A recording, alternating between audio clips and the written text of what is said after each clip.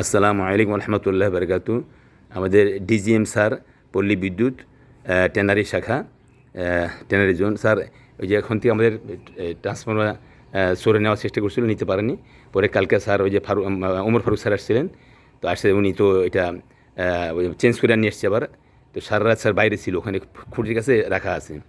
তো এখন স্যার আমাদের এই মাদ্রাসার ছাত্রছাত্রীদের পানি খুব সমস্যা, কারেন্ট নেই, পানি নেই স্যার, খুব সমস্যা হচ্ছে। তো স্যার একটু যদি আপনি একটু একটু মানে যত তাড়াতাড়ি পারা যায় আর কি, হ্যাঁ, অফিসিয়াল প্রসেসিংয়ে। হ্যাঁ স্যার, আমার এই যে এদিকেও আমরা করতে পারতেছি না, পানি টানি নাই, খুব সমস্যা হচ্ছে। তো স্যার যদি একটু মেহরবানি করে ডিজিএম স্যার, আল্লাহ আপনার নেক হাত দেখ, আপনি যদি একটু আমার তাড়াতাড়ি করে দেন তাহলে একটু আমাদের ভালো হয় ইনশাআল্লাহ।